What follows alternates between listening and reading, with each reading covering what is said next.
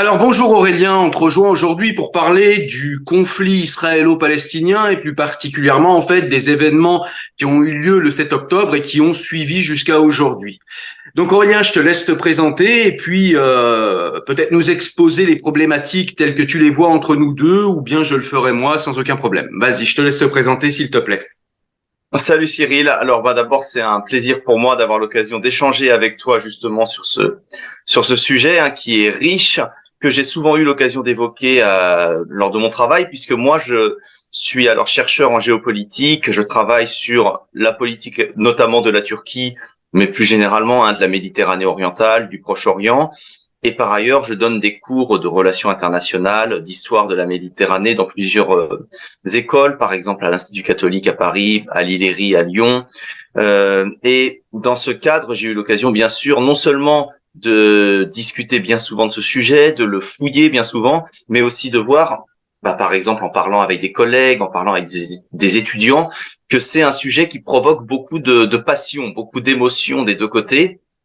Et moi, ce que j'ai tenté d'analyser depuis justement les attentats terroristes du 7 octobre, c'est la façon dont bien souvent, à mon avis, l'émotion et la passion l'ont emporté sur la réflexion rationnelle dans ce débat et ont fait que finalement, des deux côtés, on a trop souvent une analyse que je trouve très passionnée, mais qui bascule, à mon avis, dans l'irrationnel. Donc voilà peut-être le point sur lequel nous pouvons échanger. Il peut arriver justement que des critiques que je vais formuler, notamment vis-à-vis de la stratégie israélienne, puissent être comprises comme une attaque contre Israël lui-même, alors que mon avis est plutôt qu'on ne devrait pas encourager un État, notamment un État qui est notre partenaire, à basculer dans une politique que je pense irrationnelle et donc contre-productive.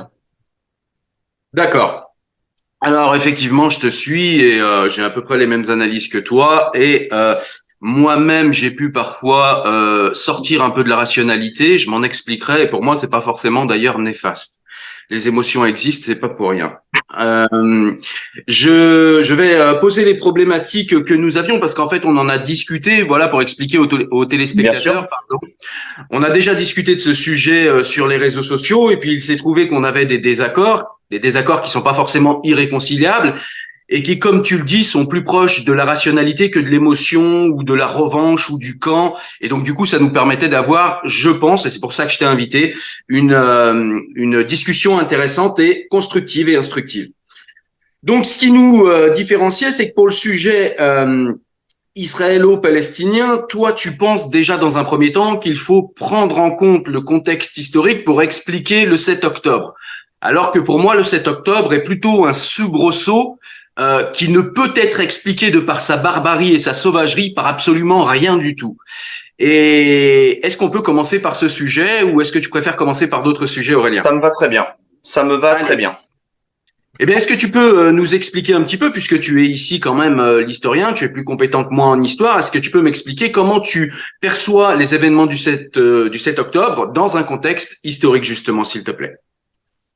Alors, d'abord, je vais poser un point, c'est que par nature même, par ma formation, j'ai été habitué à voir qu'il faut tout expliquer, y compris les pires atrocités. C'est-à-dire typiquement, et sans basculer tout de suite dans le point Godwin, tu as des milliers d'historiens qui ont, par exemple, expliqué la montée du nazisme en Allemagne, expliqué les processus génocidaires qui ont pu avoir lieu au cours de l'histoire.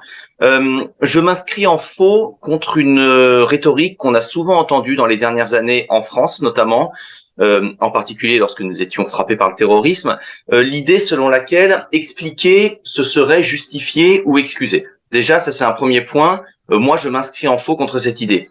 Expliquer ne signifie pas justifier. Typiquement, même si tu es agressé par un chien méchant ou autre chose, tu vas même devoir l'expliquer, même si ça te paraît complètement irrationnel.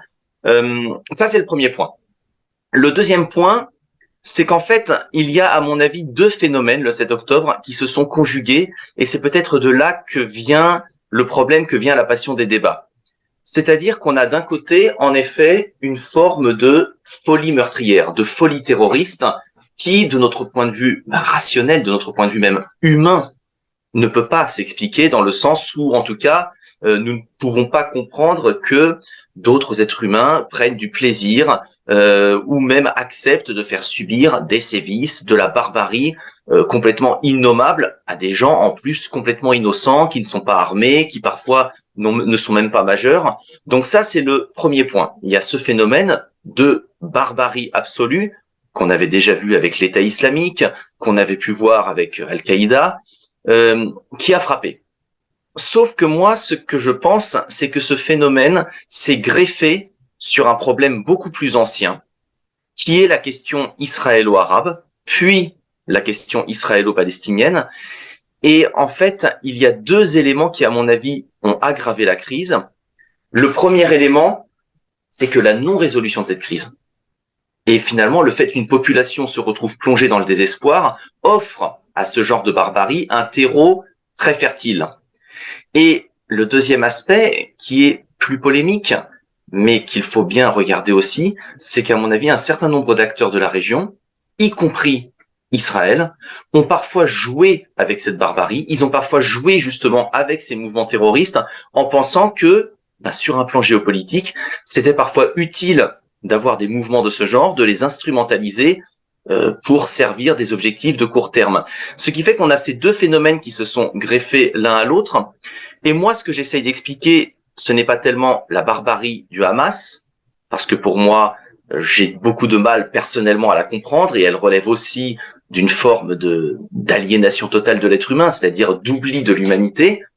Ce n'est pas donc tellement la barbarie du Hamas, c'est comment cette barbarie a pu se greffer et trouver un terrain d'application dans cette affaire israélo-palestinienne.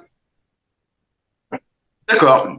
Bah écoute, c'est un bon point de départ. Déjà, pour commencer, je vais prendre tes éléments dans l'ordre. Pour l'instant, j'ai pas tellement de désaccord avec toi. Tu nous dis qu'expliquer n'est pas justifié. Je suis évidemment d'accord avec ça. C'est la base, hein. Il faut toujours chercher à expliquer un phénomène par ses causes, dirait Spinoza. Désolé de le citer tout le temps et partout. Mais Tu pourrais citer pire, donc c'est parfait. voilà. Donc voilà, oui, expliquer n'est évidemment pas justifié. Et si aujourd'hui on cherche à expliquer des choses, à expliquer des postures, à expliquer un événement aussi barbare soit-il, je suis d'accord avec toi que ce n'est en rien le justifier. Le deuxième point que tu levais, c'était que les Palestiniens les Palestiniens sont victimes d'un contexte, en fait, d'un contexte historique, d'un espèce de laisser-faire, en fait, d'un espèce de no man's land qu'il y a même si tu n'as pas employé le mot, qu'il y a en Palestine. Moi, ce que je voudrais soulever par rapport à ça, c'est que les Palestiniens ont voté pour le Hamas. Ce que je voudrais aussi dire, c'est que je veux dire, toute analogie à ses limites. Je vais faire une comparaison, toute comparaison à ses limites. Et c'est une comparaison pour expliquer mon avis, puis après on pourra peut-être approfondir, mais il me semble que dans le contexte de la Seconde Guerre mondiale, les résistants n'ont pas coupé la tête de civils allemands, n'ont pas brûlé des bébés allemands civils pour se défendre face à ce qui était pour eux quand même une injustice majeure. Donc pour moi, en fait, si tu veux, il y a en fait, et d'ailleurs je pense que c'est là en fait le point Godwin, on pourrait dire, de l'émotion, ce qui fait péter les plombs aux gens et les fait sortir de la rationalité, c'est qu'en fait cette barbarie en fait n'est explicable par absolument rien en fait. On peut essayer de comprendre ce qui l'a déclenché, mais le fait de prendre des femmes parce qu'il faut rappeler quand même les faits, c'est-à-dire que le fait de prendre des femmes, de leur ouvrir le ventre, d'enlever le bébé, de le tuer, de boire un Coca Light en rigolant et en regardant le mari souffrir pour le tuer à la fin, égorger des bébés parce qu'on égorge soi-disant des futurs sionistes, etc., etc. Je montrerai pas d'images par décence, mais voilà, les images sont disponibles pour ceux qui ont envie d'aller voir, mais c'est vraiment terrible ce qu'il s'est passé. Et même dans le cadre d'une résistance, c'est d'ailleurs pour ça que Madame Obono, députée La France Insoumise, a choqué également. C'est pas la première fois, hein. Elle choque tout le temps, celle-là. Désolé pour ce mépris affiché, mais je méprise cette personne. C'est pour ça qu'elle a choqué en parlant de résistance. Le Hamas ne peut pas être un mouvement de résistance. Donc voilà, deux choses pour me résumer. La barbarie, selon moi, ne s'explique pas, même dans le contexte, ne se comprend pas. En tout cas, on peut l'expliquer, comme je l'ai dit. Tu as tenté d'expliquer ce qui a fait un terreau fertile à ça, mais ça n'explique pas quand même l'exécution pour moi. Et puis le fait qu'on peut résister. Il y a eu dans l'histoire, j'ai pris notre histoire à nous Français, mais je pourrais en trouver dans bien d'autres pays. Il y a eu des résistances qui ont parfois été extrêmement violentes, mais jamais barbares à ce point. Ça ne s'appelle pas de la résistance, ça s'appelle un pogrom, ça s'appelle véritablement tuer des gens parce que juifs. C'est vraiment pas la même chose pour moi. Et puis il y avait cette volonté de chercher du civil aussi. Donc voilà, selon moi, c'est ça qui a choqué. Et puis tu me parlais aussi d'un autre point, c'était cette fameuse instrumentalisation du Hamas par le gouvernement israélien. Donc tout ça est documenté. Il ne s'agit pas pour moi de le nier. Seulement, on revient, pareil, je vais faire une comparaison parce que des fois, objectiver les faits sur une autre situation, ça permet d'avoir moins de passion et de comprendre un petit peu. Quand par exemple on a dit que les Américains avaient instrumentalisé Al-Qaïda contre les communistes, ce qui est vrai, ils avaient une véritable raison de le faire. C'est-à-dire qu'ils faisaient de la stratégie. Cette stratégie s'est avérée pas si bonne que ça. Quoique, ils ont quand même réussi à bien embêter les communistes. Donc la stratégie était bonne de ce point de vue-là. Seulement ensuite, eh bien, ça s'est retourné contre eux. C'est de la stratégie politique, c'est de la réelle politique. On contrôle pas tous les paramètres et pas tous les éléments. Mais selon moi, même si la politique a été mauvaise et même si peut-être de ton point de vue c'était prévisible, ben je pense que même si effectivement le Hamas a été instrumentalisé par certains gouvernements israéliens et peut-être plus particulièrement par Netanyahou, ce sont quand même des gens qui sont financés par également d'autres pays, l'Iran, le Qatar, etc. Et je veux dire, il ne me viendrait pas l'idée de rendre responsable le Qatar ou l'Iran. Même si, voilà, en partie, ils financent, ils soutiennent, ils donnent une logistique, une structure, des bases de repli dans leur pays. Je veux dire, le Hamas est responsable de ce qu'il a fait et la population palestinienne me paraît soutenir ça. Alors ça paraît bizarre ce que je dis. Là, je vais avancer un petit peu. C'est que il me paraît soutenir ça en ce sens qu'on voit pas de véritable grande révolte contre le Hamas. Et le lecteur d'Étienne de la Boétie que je suis a du mal à comprendre en fait, et c'est d'ailleurs comme ça dans beaucoup de pays arabes. C'est-à-dire des gens en fait qui détestent leur dictature mais soutiennent leur dictateur, surtout quand ils viennent vivre dans la douce vie occidentale. Donc voilà, je m'arrête ici. Tu as peut-être déjà des choses à me répondre. Oui, alors quelques éléments hein, en vrac. Tu as parfaitement raison sur la résistance. Et c'est pour ça d'ailleurs que moi, je n'accepte pas les parallèles qui sont régulièrement faits entre différents mouvements terroristes et la résistance française, parce que en effet, la résistance française, c'était le plus souvent ce qu'on pourrait appeler un modèle, c'est-à-dire un modèle de lutte armée qui ciblait essentiellement des cibles militaires et parfois des cibles des cibles administratives de l'occupant ou des collaborateurs ciblés. Donc de ce côté-là, évidemment, ce n'est pas comparable avec d'autres mouvements terroristes. Je nuancerai toutefois sur 2 points. Le premier, c'est qu'on avait De Gaulle. Et je le dis là-dessus parce que lorsqu'on commence à libérer la France en 44, dans les premières semaines, tu as quand même toute une série, alors non pas de crimes aussi comparables à ce qu'on a eu le 7 octobre, mais une série d'exécutions sommaires, de viols, d'enlèvements, des images même, alors plus anecdotiques, mais même ces femmes tondues dans les rues qu'on voit par une horde de gens qui parfois, d'ailleurs, sont résistants de la dernière heure. Et en fait, De Gaulle a dû mobiliser tous les instruments du proto-État qu'il avait mobilisés pour immédiatement mettre en place une épuration plus légale et mettre fin à ces excès. Mais si tu lis ses mémoires de guerre, hein, qui te plairont beaucoup, hein, parce que c'est une très belle langue par ailleurs, il raconte dedans qu'en fait, il a été obligé quand même de mobiliser immédiatement toutes les forces dont il disposait, y compris armées, pour mettre fin au début de violence et de meurtre, ce qui montre, à mon avis, que même dans une société relativement apaisée, dans une société en tout cas qui est censée être éduquée, civilisée, eh bien, les explosions de barbarisme, malheureusement, ne sont pas inévitables. La deuxième nuance, c'est que entre le Hamas et la résistance française, nous avons tout un panel de mouvements qui se situent un peu entre les deux. Et par exemple, moi, je peux donner le cas de plusieurs mouvements anticoloniaux, même par exemple le FLN algérien, qui a été un mouvement de résistance, en tout cas un mouvement anticolonialiste, dont la cause était sur le fond justifiée, mais qui lui aussi s'est parfois livré, notamment sur les harkis après la libération de l'Algérie, à des sévices qui, en termes de barbarie et de sadisme, n'ont rien à envier à ce qu'on a vu le 7 octobre, avec des familles entières massacrées, des gens enterrés vivants, etc. Ce qui veut dire pour moi que la résistance n'est pas forcément quelque chose de pur. La résistance est souvent quelque chose même qui peut s'accompagner des pires horreurs. Ceci étant, l'autre nuance que je fais, c'est que pour moi, je ne considère même pas le Hamas comme un mouvement de résistance, dans le sens où son agenda politique fait passer la question nationaliste palestinienne au second plan. C'est-à-dire qu'en réalité, le Hamas est avant tout un mouvement porteur d'une idéologie extrémiste religieuse, qui d'ailleurs s'en est pris en premier aux nationalistes palestiniens. Donc ça, c'est quelques éléments que je voulais apporter pour nuancer, non pas pour dire que le Hamas serait un mouvement de résistance, mais que la distinction entre résistant et terroriste, dans l'histoire, si on n'avait que le Hamas et la résistance française sous la main, ben, on pourrait la faire assez aisément, mais tu conviendras qu'il y a beaucoup de cas où en fait nous avons une ligne beaucoup plus floue. Donc ça c'est le. Vas-y, dis-moi.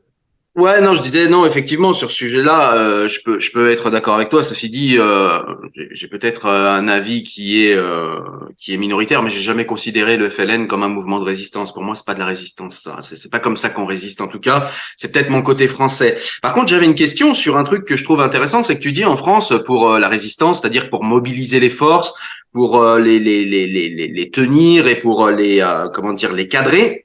Nous avions De Gaulle. Les Palestiniens, ils ont qui? Ou ils se sont choisis qui? On avait un homme, c'était Arafat, il est mort. Mmh. Et c'est ça, en fait, ça c'est de toute façon, c'est le drame de la. D'ailleurs, on a le parallèle côté israélien avec Rabin, en fait. C'est le drame absolu de ce conflit, c'est qu'on n'a plus d'hommes d'État. Et là, et c'est d'ailleurs, je rebondis peut-être sur ce que tu disais sur le fait que les Palestiniens ont élu le Hamas. On voit par ailleurs que en Israël, de même, c'est la démagogie qui l'emporte. C'est-à-dire, en fait, un discours toujours plus va-t-en-guerre. J'ai une opinion qui peut être qui peut paraître brutale, dit comme telle, mais je vais m'en expliquer. Je crois que dans certaines situations de guerre extrême, de conflits géopolitiques où les passions sont de mise, ce n'est pas forcément sur la démocratie qu'il faut compter. Ce n'est pas sur le choix démocratique des peuples, parce que je pense qu'un peuple en guerre a beaucoup de mal en fait à faire un choix rationnel, mais c'est plutôt sur l'émergence de leaders qui peuvent être autoritaires, qui souvent doivent être autoritaires pour imposer des solutions difficiles, mais de leaders éclairés, capables en fait de justement, à la fois de mener une lutte dure pour leurs idéaux, mais aussi d'accepter des compromis, d'accepter des négociations et de l'imposer à leur population. Et le problème, c'est qu'on n'a plus ça aujourd'hui. Les Palestiniens ne l'ont pas, puisqu'en fait, aujourd'hui, le leader officiel de l'autorité palestinienne, qui c'est Mahmoud Abbas. Et qui c'est Mahmoud Abbas? C'est un vieillard qui n'a plus aucune, qui n'a que des pouvoirs symboliques, qui est bien content de maintenir son autorité de façade, qui est entouré de cadres qui d'ailleurs s'enrichissent plutôt dans ce combat, qui finalement empêche l'émergence de toute la nouvelle génération et qui est complètement discrédité. Et donc c'est ça ou c'est le Hamas. Et c'est là où je pense que tu as mis le doigt. On est arrivé par notre échange sans même l'avoir prévu à la base, mais sur un des problèmes fondamentaux de la cause palestinienne, c'est qu'aujourd'hui ils n'ont pas de leader. Ils n'ont pas en tout cas de leader capable d'incarner une cause nationale. Et tu dis toi-même, la résistance ne se fait pas n'importe comment. Les résistances qui ont réussi dans l'histoire étaient menées par des hommes de valeur. Quand je dis des hommes de valeur, c'est-à-dire des hommes qui avaient à la fois les compétences militaires, les compétences politiques, la légitimité, mais qui aussi savaient négocier, savaient être réalistes, savaient quel objectif atteindre et quel objectif finalement abandonner. D'ailleurs, même tu me parlais du FLN algérien, il y avait au sein du FLN des personnalités qui étaient dans cette logique, qui ensuite ont été débordées. Tu sais qu'il y a eu un coup d'État ensuite, qui ont été débordés par les éléments les plus extrémistes. Mais à l'origine, on avait de même façon des éléments beaucoup plus rationnels, qui étaient capables de se rendre à Paris, d'aller négocier avec les Français, de leur dire, on vous laisse les concessions de pétrole pour tel ou tel nombre d'années, etc. Je pense que ce genre de leader aujourd'hui manque cruellement chez les Palestiniens. Pas que, d'ailleurs, dans beaucoup de conflits géopolitiques qu'on observe, mais notamment chez les Palestiniens. D'accord. Alors, je voudrais qu'on avance un petit peu, du coup, mais c'est quand même en transition avec ce qu'on vient de dire. C'est-à-dire qu'en gros, à un moment, tu nous dis, voilà, on a quand même deux peuples qui sont en guerre, les Israéliens et les Palestiniens, deux peuples qui sont en guerre. Et ces deux peuples, en fait, du coup, ont peut-être des raisons d'élire ou de se choisir, en fait, des leaders qui sont pas forcément les plus, ceux qu'on aurait choisis dans le cadre d'une réflexion rationnelle et qui ne sont pas forcément les plus éclairés et puis les plus vertueux.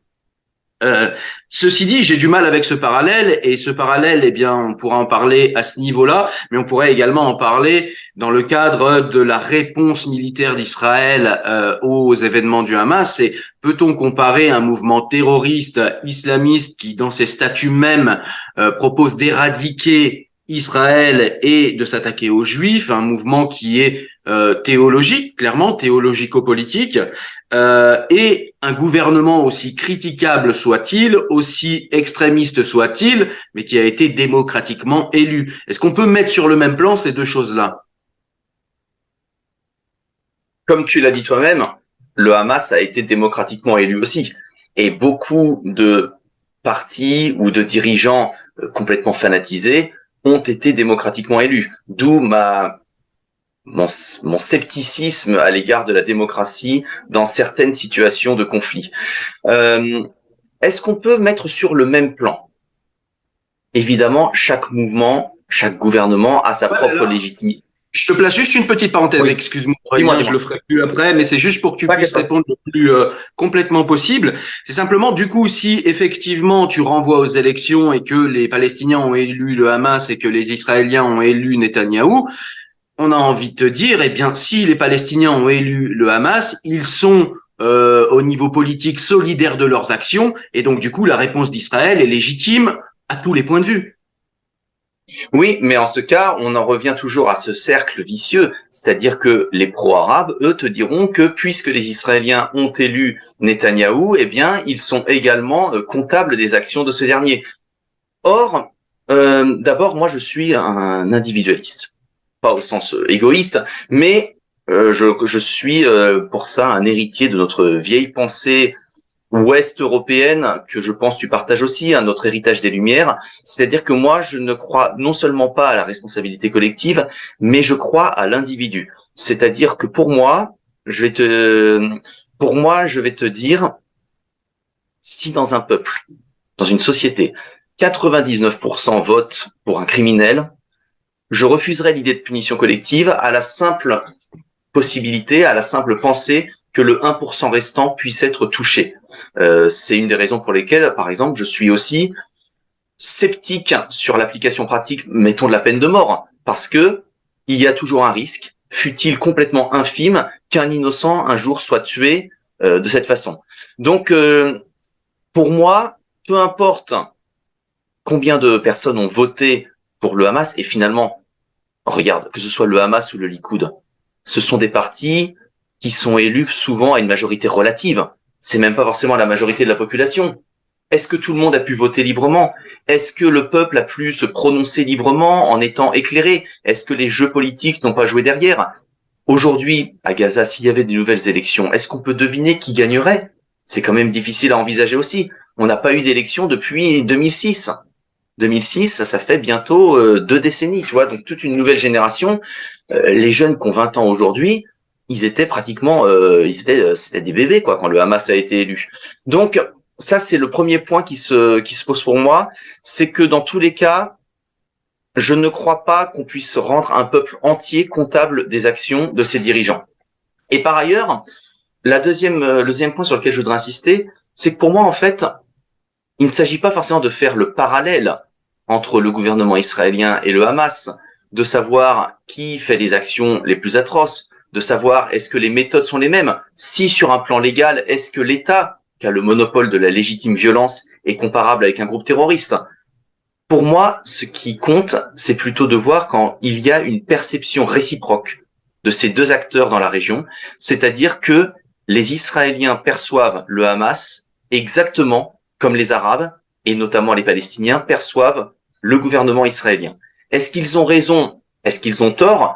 Là, je dirais que c'est presque à l'appréciation de chacun. Nous, évidemment, de notre point de vue occidental, nous avons une histoire où nous sommes plus proches des Israéliens, mais pour résoudre la crise géopolitique, la première chose à prendre en compte, c'est la perception des deux peuples. C'est ça qu'il faut prendre en compte. À mon avis, c'est ça qui est important. Non pas pour dire s'ils ont raison ou tort, mais justement pour essayer de sortir de ce phénomène. Tant qu'on n'en sort pas, tant que justement on n'encourage pas les Israéliens ou bien sûr les dirigeants palestiniens à donner une autre image à l'adversaire que celle qu'ils ont actuellement, je pense que la crise est irrésoluble. D'accord. Alors, ouais, ce que je vais répondre par rapport à ton appel du pied sur les Lumières, effectivement, je partage beaucoup des idéaux des Lumières, mais je reste très spinoziste en la matière. C'est-à-dire que pour moi, en fait, nous sommes tous détenteurs d'un droit naturel. Je vais pas aller trop loin parce qu'on n'est pas là pour faire de la philo, mais en fait, c'est comment dire, c'est lumineux ce que je vais dire pour qu'on comprenne en fait ce que je pense. C'est-à-dire qu'en gros, le droit naturel est individuel. Quand vous êtes dans le cadre d'un État, pour Spinoza, il le dit clairement dans son traité politique, vous cédez votre droit naturel à un État. Le cumul de ces droits naturels cédés à l'État forme un droit naturel de cet État. Plus il y a de gens, et plus ce droit naturel de l'État est puissant. Et rien, selon Spinoza, ne peut arrêter cette puissance, ce conatus, si ce n'est une puissance plus forte en face. Pourquoi je dis ça? Eh bien, tout simplement pour dire que le droit naturel des États est de se défendre avec les forces et les moyens qui sont les leurs.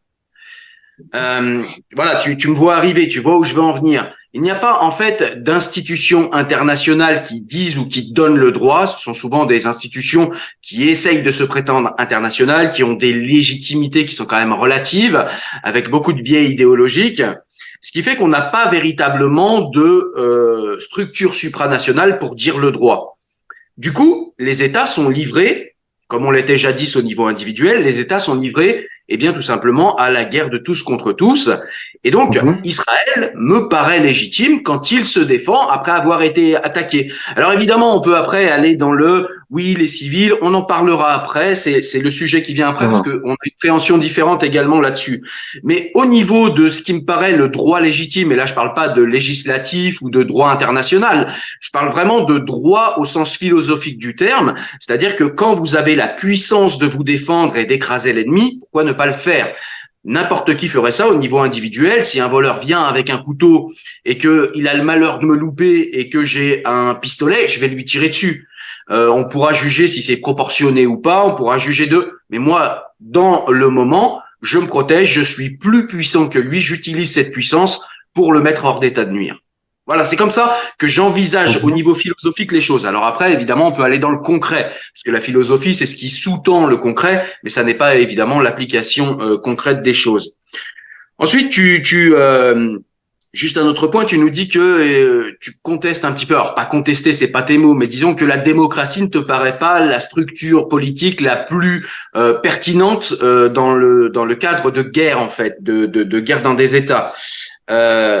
Et c'est toute la magie d'Israël et c'est tout le respect qu'on offre nous à Israël, c'est de maintenir quand même une démocratie. On le rappelle, la seule démocratie du Moyen-Orient. On le dit souvent comme un mantra, comme quelque chose qui devrait étouffer toute critique. Moi, je le dis pas dans cette optique-là. Je le dis simplement pour rappeler que maintenir un État démocratique entouré de dictatures qui sont en plus agressives au point que l'Iran a juré d'éradiquer l'État d'Israël, au point que le Hamas ait juré d'éradiquer l'État d'Israël. Alors voilà, on peut juger de la puissance et de la force de chacun ou de ce sont des postures politiques peut-être, mais n'empêche qu'il y a beaucoup d'agressivité autour d'eux, beaucoup de gens qui souhaitent la mort d'Israël et du coup maintenir une démocratie dans ces conditions, c'est quand même un tour de force assez impressionnant. Donc voilà, ça me fait offrir un respect quand même assez important aux Israéliens. Et puis le dernier point, c'est que il y a quand même beaucoup d'argent. C'est un autre sujet, mais il y a quand même beaucoup d'argent qui est versé à la Palestine. Les Européens sont de gros contributeurs au budget palestinien. Et tu m'y as fait penser, c'est pour ça que je l'ai noté, tu m'y as fait penser en disant, oui, effectivement, les Palestiniens n'ont pas voté depuis plus de 20 ans. Mais les Palestiniens, peut-être que si au lieu de se nourrir de la haine d'Israël et d'élever peut-être leurs enfants dans la haine d'Israël, est-ce qu'ils n'auraient pas pensé à se faire un petit Singapour ou un petit Taïwan avec tout cet argent qu'il aurait déversé? Pourquoi est-ce qu'ils n'investissent pas leur structure démocratique? Pourquoi est-ce qu'ils ne s'organisent pas comme un État pour pouvoir justement peser? Pourquoi est-ce qu'ils ne structurent pas en fait leur pays ou leur résistance comme aurait pu le faire De Gaulle? Pourquoi est-ce qu'on est dans ces espèces de mouvements pseudo-terroristes, corrompus, avec parfois des fièvres violentes ici et là? J'ai vraiment du mal à le comprendre et peut-être as-tu des explications. Voilà, je m'arrête là, j'ai beaucoup parlé. Alors, quelques éléments en vrac, hein, parce que je reprends du plus ancien au plus récent. Euh, Ce que tu dis sur le droit naturel d'un État à se défendre, moi je l'entends. Mais en ce cas, le problème c'est que quand tu as deux peuples qui se considèrent chacun comme la victime et l'autre comme l'agresseur, ben tu rentres dans une spirale infernale. Car dans ce cas, les Palestiniens peuvent très bien considérer qu'ils ont aussi le droit naturel de se défendre contre Israël. Et dans ce cas, eh bien, ce droit naturel de se défendre va être considéré comme une attaque par les Israéliens qui eux-mêmes vont à leur tour mettre en avant leur droit de se défendre. Et tu vois à quelle situation ça nous mène, hein. Donc ça, c'est le premier point sur lequel je relativiserai un petit peu. Je comprends ce que tu veux dire, mais je pense que si on l'applique des deux côtés, eh ben, on s'en sortira pas avant un bout de temps. Mais justement, si, regarde, si je peux juste te mettre ça, comme ça tu pourras être complet sur ce Dis-moi. point-là, c'est que justement, à partir d'aujourd'hui, en fait, on ne considère plus le droit comme ça, c'est-à-dire qu'on a des Oui. pseudo-pacifistes qui nous expliquent que c'est en ouvrant le t-shirt avec un cœur comme les bisounours qu'on va régler les choses. Mais je vais être un petit peu violent, mais si j'ai l'impression qu'en Occident, on n'a tellement pas vécu de guerre qu'on n'a plus l'habitude de se défendre et qu'on n'a plus l'habitude, en fait, d'écraser un ennemi. On n'a plus l'habitude de ça. Non, on est dans le pacifisme, on va régler les choses à coups de sourire, de câlins, de je t'aime. Mais ça, pour moi, c'est pas de la réelle politique, c'est du dogmatisme. Et je me dis justement, si Israël n'était pas freiné par tout ça, peut-être aurait-il déjà absorbé Gaza et peut-être n'aurait-on déjà qu'un État et le problème serait-il peut-être réglé. Voilà, je m'arrête là.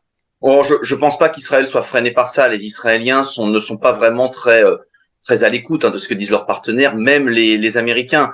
Oui, moi aussi, moi je crois à la réelle politique. Donc moi aussi, le pacifisme un peu niais m'agace. Je partage totalement ce que tu dis. Ceci dit, l'autre extrême qui m'inquiète aussi, c'est une forme de bellicisme en Occident qu'on a d'ailleurs des deux côtés, hein, que ce soit du soutien des pro-israéliens ou des pro-palestiniens, qui finalement vont appeler à de plus en plus de violence sans se poser la question de réelle politique justement, c'est-à-dire de savoir est-ce que appeler à la guerre, est-ce que cette violence qu'ils appellent va résoudre les problèmes, va résoudre la situation. Donc ça, c'est aussi un point qui me gêne d'autant plus, et ça, j'insiste beaucoup dessus, que nous avons la chance, nous, de vivre justement, tu l'as dit, dans une société qui ne connaît plus la guerre, une société qui est pacifiée, alors qui a ses dérives, mais quand même, nous avons cette chance exceptionnelle.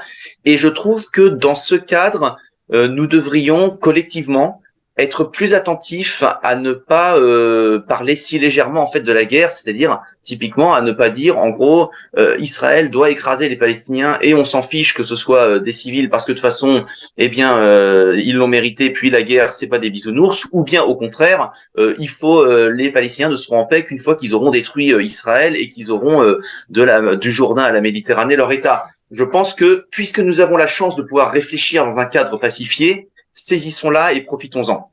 Donc ça, c'est un premier point. Un deuxième point sur la démocratie israélienne. En effet, Israël est un État très démocratique pour ses citoyens. Et ça, c'est un point important. Alors, est-ce que c'est la seule démocratie du Moyen-Orient? Tout dépend ce que tu appelles une démocratie. C'est-à-dire que la Turquie, même si c'est un régime hybride, reste une démocratie.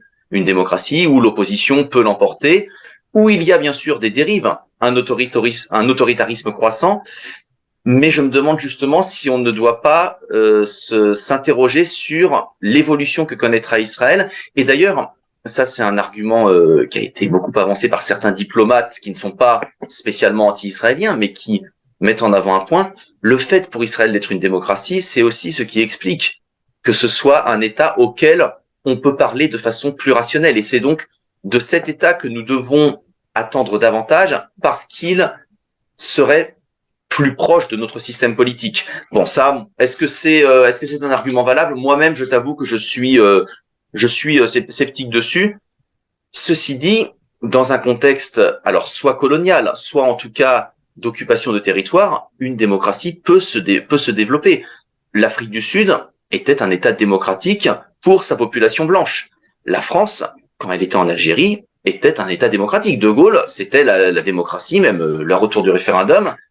Mais dès lors que tu as une population qui, à côté, ne bénéficie pas des mêmes droits que cette démocratie, eh bien, ça annule le problème. Troisième point. Alors oui, Israël est entouré d'ennemis. en un sens, tout le monde dans la région est entouré d'ennemis. Les Iraniens ont également le sentiment d'être entourés de puissances sunnites qui les haïssent. La Turquie, elle est entourée par la Syrie, par l'Irak, par l'Iran, par l'Arménie, par la Grèce. Elle a aussi ce sentiment d'être entourée d'ennemis. Tu vois ce que je veux dire? C'est-à-dire qu'en fait, on est dans une région où le concept de paix n'existe guère. Même quand on fait la paix, c'est juste, on stabilise un peu la situation en attendant de repartir en conflit. Ce qui bien sûr n'encourage pas une résolution pacifique. Et alors là, je suis perdu. Alors pas perdu, mais j'ai tellement d'éléments, j'ai oublié. Pardonne-moi. Est-ce que tu peux me relancer sur le dernier point que tu avais évoqué, que nous avions évoqué? Je l'ai effacé. Je suis désolé. Peut-être que ça reviendra au cours de la Ah, mais conversation. Je suis de désolé. toute façon, bah, j'ai quelque chose qui me vient en tête justement sur notre échange. C'est ça. Parce que c'est tellement riche qu'on a beaucoup de choses qu'on évoque. Mais si tu veux, moi, sur un point, justement, puisque nous parlons de réel politique, la question pour moi n'est pas seulement de savoir si Israël a le droit moralement ou non de frapper les Palestiniens, et inversement, est-ce que les Palestiniens peuvent frapper ou non les Israéliens?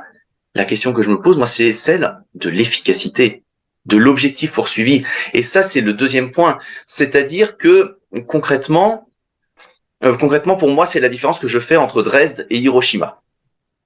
Pour moi, Hiroshima, c'est un crime de guerre. C'est un crime de guerre, un crime contre l'humanité. C'est quelque chose qui est impardonnable. Mais j'en comprends la finalité politique. J'en comprends la finalité politique, forcer le Japon à capituler. Est-ce qu'il y avait d'autres moyens? Personnellement, je le crois, mais je peux comprendre la logique américaine. En revanche, Dresde, qu'est-ce que c'est? C'est on rase une ville remplie de civils allemands sans qu'il y ait le moindre impact justement sur le conflit. Ça n'a pas éloigné les Allemands de Hitler, ça n'a pas renforcé les positions stratégiques des Anglais en quoi que ce soit. Et tu vois, moi, c'est ça la différence que je pose.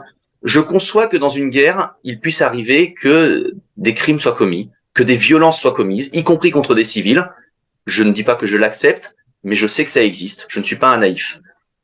Mais au-delà de ça, la question que je me pose aussi, c'est celle de l'efficacité.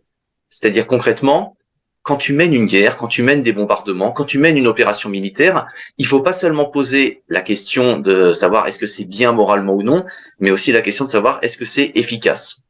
Et moi, j'ai le sentiment, par l'expérience de ce que j'ai observé, dans les précédents conflits israélo-palestiniens, ou aussi par exemple dans les conflits entre la Turquie et les mouvements kurdes, moi, j'ai le sentiment que ce que fait Israël en ce moment ne leur apportera aucun gain stratégique ou tactique, ne sera pas efficace et va au contraire à terme, et ça c'est quelque chose sur lequel j'insiste, je suis presque monomaniaque avec ça et souvent on ne le comprend pas, je pense qu'à terme, le Hamas va sortir renforcé. Alors le Hamas ou d'autres mouvements terroristes qui prendraient la suite va sortir renforcé de cette opération israélienne. Et ça, c'est un point sur lequel nous allons peut-être débattre, mais en tout cas, dont je suis persuadé. D'accord.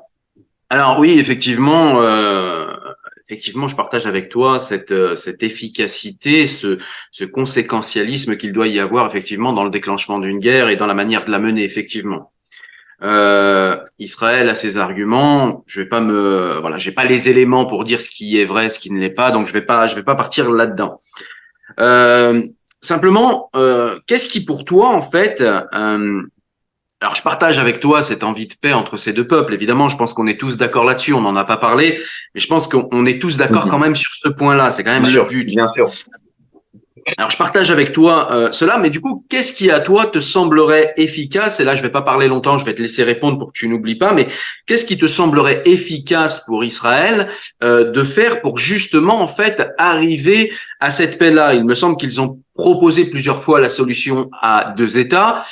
Il me semble aussi que le Hamas n'est qu'une interface de la haine des pays qui entourent Israël. C'est-à-dire qu'en gros, même si on trouvait une solution pour la Palestine, est-ce que l'Iran qui a envie d'éradiquer Israël, est-ce que d'autres pays qui sont autour et qui sont hostiles aux Juifs parce que Juifs ou hostiles à Israël parce que selon eux c'est pas sa place, bon bref, ils ont tous leurs raisons.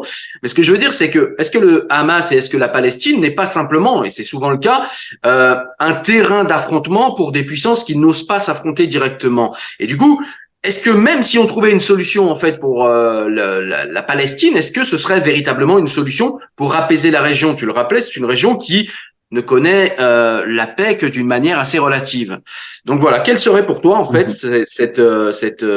cette action d'Israël qui mènerait justement vers une paix L'Iran durable? se fiche d'Israël. Je pense que l'Iran se fiche complètement d'Israël. Je pense que les dirigeants iraniens utilisent la question palestinienne comme un outil de soft power. Ils utilisent cette question comme un outil de soft power à l'égard des opinions publiques arabes, ce qui fait que, de fait, si la question était résolue, en réalité, les Iraniens perdraient cet outil et, de toute façon, la population civile iranienne, j'ai été en Iran plusieurs fois, j'ai pu discuter avec les Iraniens ne se sentent pas concernés par le destin des Arabes. Alors Vraiment, ce juste sont... pareil, une petite parenthèse Aurélien, parce qu'on a Ouais. on a justement une rue iranienne des Iraniens qui effectivement se sont levés pour soutenir Israël quant à ce qu'ils ont subi. Mais peut-on juger de ce que pense le gouvernement iranien par rapport à la rue iranienne quand on sait justement l'opposition qu'il y a entre les deux et le système qui est le système iranien? Oh, les Iraniens, de façon générale, sont un peuple très... ça va surprendre, hein, dit comme ça, mais c'est un peuple très nuancé dans ses réactions. Alors, je parle pas évidemment des dirigeants fanatisés, mais même d'ailleurs du côté des supporters modérés de la République islamique, beaucoup d'entre eux, par exemple, avaient condamné les attentats du 11 septembre, hein, y compris le régime lui-même avait condamné les attentats du 11 septembre. Il était pratiquement le seul régime de la région à l'avoir fait. Quand tu regardes même de façon générale, les Iraniens sont les héritiers d'une vieille civilisation de diplomates.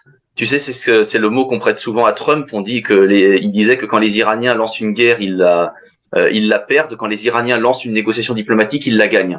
Ce que je veux dire par là, c'est que, bon, de toute façon, voilà, je pense que l'Iran a une stratégie vis-à-vis des Palestiniens. Je ne pense pas que même les dirigeants iraniens, je pense que même les plus fanatisés, dans leur ennemi premier, par exemple, ce serait l'Arabie Saoudite et les Sunnites. Finalement, Israël, c'est un outil très pratique à utiliser. Pour les autres États de la région, tu vois bien que c'est un peu pareil. C'est-à-dire que l'Égypte, l'Arabie Saoudite, ils sont obligés de soutenir plus ou moins, en tout cas du bout des lèvres, les Palestiniens pour leur opinion publique. Mais en réalité, ils lèvent pas le petit doigt. Même le Hezbollah, tu vois bien que le discours de Hassan Nasrallah était quand même très soft par rapport à ce qu'on en attendait.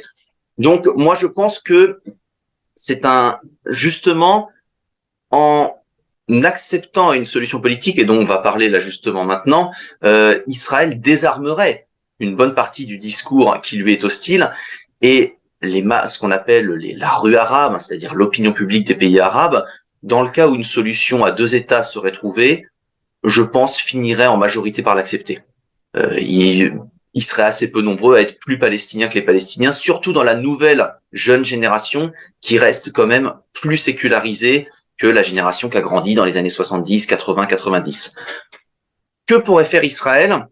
Alors, je serais bien présomptueux de prétendre donner la solution à un problème qui est tellement complexe et qui n'a pas été réglé depuis des décennies. C'est-à-dire que si c'était simple à faire, ça aurait été réglé. Mais je pense qu'un dirigeant réaliste israélien devrait faire deux choses, deux préalables importants. Le premier, ce serait, si on veut une solution à deux États, je ne parle pas du cas où on créerait un État binational, ça ce serait une autre option, mais moi je parle de l'option où on veut deux États qui vivent en paix, en tout cas qui vivent sans s'attaquer l'un à côté de l'autre. La première chose à faire, ce serait de faire en sorte que le territoire prévu pour les Palestiniens, soit viable, ce qui implique le retrait des colonies. Et ça, c'est un point qui est très important parce que aujourd'hui, et là, d'ailleurs, tiens, tu nous rattaches à ce sujet. Tu demandais pourquoi est-ce que la Palestine ne devient pas un petit Singapour. En réalité, aujourd'hui, l'entité palestinienne n'est pas viable de toute façon. J'avais été sur place moi-même, j'avais vu. C'est une espèce de gruyère où tu as en fait quelques zones, souvent les plus misérables, qui sont sous la garde d'une autorité palestinienne complètement corrompue. T'as raison. Et à côté de ça, eh bien, les terrains agricoles, les terrains stratégiques, les sommets de collines qui sont occupés par des colonies israéliennes, colonies qui en plus ne sont pas très belles. Si je voulais être provocateur, je dirais que les Français, quand ils allaient dans le Maghreb, ils faisaient des bâtiments haussmanniens, alors que là-bas, tu as des espèces de grandes cages à poules, des espèces de HLM construits en plein au milieu des oliviers. Donc, premier point, ce serait de retirer les colonies. Et deuxième point, et là, je crois que c'est fondamental, permettre l'émergence d'une nouvelle génération de leaders palestiniens. Pour l'instant, les Israéliens ont un certain confort avec, d'un côté, le Hamas, qui est un petit peu, en fait, l'hydre, l'adversaire contre lequel il est facile de se rassembler, et d'autre part, une autorité palestinienne de vieillards, corrompus, qui coopèrent plus ou moins avec Israël sans demander plus, et qui détournent les fonds publics. Il faudrait, par exemple, je pense, qu'un certain nombre de jeunes leaders palestiniens, qui ne sont pas des tendres, mais qui ne sont pas non plus des islamistes, qui sont des nationalistes, qui peuvent négocier, qui peuvent être pragmatiques, soient libérés ou soient mis en avant, qu'ils puissent prendre le relais de Mahmoud Abbas, qu'il puisse y avoir un nouveau cycle de négociations, non pas des négociations pacifiées entre gens qui seraient d'accord, complaisantes, des négociations qui seraient un affrontement rude, comme on a eu entre, par exemple, Sadat et les Israéliens à l'époque de la paix pour l'Égypte, mais des négociations qui se dérouleraient sur un cadre réaliste. Ça, je pense que ce sont deux préalables indispensables. À côté de ça, bien sûr, qu'ils n'hésitent pas, faire des assassinats ciblés pour éliminer des leaders du Hamas, qu'ils aident, qu'ils demandent même le soutien de certains nationalistes palestiniens contre le Hamas. Ils se détestent entre eux, donc ça pourrait être tenté aussi. Ça, bien sûr, aucun problème là-dessus. Qu'il y ait aussi une aile répressive contre les dirigeants du Hamas, ça me semble non seulement évident, mais même nécessaire. Mais le problème qui va se poser, et là on en revient, tu vois, à mon souci sur la démocratie, c'est qu'un dirigeant israélien qui proposerait ce genre d'action serait immédiatement considéré comme un traître. Déjà, il perdrait les voix des colons, c'est près d'un demi-million de personnes, donc c'est énorme, et il serait considéré comme abandonnant presque en race campagne, puisque Israël aujourd'hui a l'illusion d'une supériorité militaire, en se disant donc pourquoi abandonner alors que nous dominons le terrain. Malheureusement, ce qui s'est passé le 7 octobre montre que la supériorité militaire ne suffit pas à assurer la paix. Donc voilà les deux préalables. Je réponds sur Israël parce que les Palestiniens auraient sûrement également des choses à faire, un certain nombre d'efforts à faire pour eux-mêmes aboutir à une solution de paix. Mais comme tu m'as interrogé sur ce que pourraient faire les dirigeants israéliens, voilà quelques pistes que je lance. D'accord, eh bien effectivement, après ça va être la question suivante avant qu'on change de sujet, mais et qu'on avance un peu. L'entité israélienne serait bien inspirée de faire ce que tu nous dis, mais deux questions là-dessus, deux petites questions. La première, c'est avec qui discuter et comment faire émerger ces gens. Et le second point, c'est tout simplement en fait une critique peut-être, une critique en forme de question, mais une critique bienveillante. Est-ce que c'est pas ce tropisme un petit peu occidental de sentir responsable de tout? Tu vois, quand tu m'as dit les Israéliens devraient faire en sorte qu'émerge une nouvelle génération de Palestiniens à qui ils pourraient parler. Et là, j'ai cru entendre nos dirigeants français nous dire il faudrait que l'Occident s'arrange pour qu'émerge de nouveaux, une nouvelle classe politique africaine. C'est pas nos affaires en fait. C'est pas nos affaires, c'est à eux de le faire. Et c'est un petit peu ce que j'ai envie de te répondre avec la Palestine. C'est pas nos affaires et c'est pas les affaires des Israéliens. Pourquoi la Palestine ne s'organise pas elle-même pour faire ça? C'est pas nos affaires, oui. Ça, c'est pas nos affaires à nous. Par contre, est-ce que ce n'est pas l'affaire des Israéliens? Quand même un peu. C'est-à-dire qu'en fait, les Israéliens, moi, quand je dis qu'ils devraient s'arranger pour qu'émerge une nouvelle génération de leaders, c'est pas seulement pour le bien-être des Palestiniens, c'est pour leur propre sécurité. Ouais, mais du coup, est-ce que ce serait pas pris pour du colonialisme? C'est-à-dire qu'on dirait, regardez, du coup, ils leur enlèveraient leur propre légitimité en disant, regardez qui les a placés là. C'est ce qui arrive à la France en Afrique. Quand on a fait la France, bien sûr. C'était pour de bonnes raisons au départ. Je suis totalement d'accord. C'est-à-dire quand je dis, quand je dis, ils devraient s'arranger pour faire émerger, je parle évidemment pas de prendre un type qu'on va chercher aux Émirats ou au Qatar et on dit, regardez, c'est votre nouveau leader, c'est lui qui va mener votre cause. Évidemment non. Attends, les services secrets israéliens, même s'ils ont parfois des grosses défaillances, ont quand même une expérience. Ils sont subtils.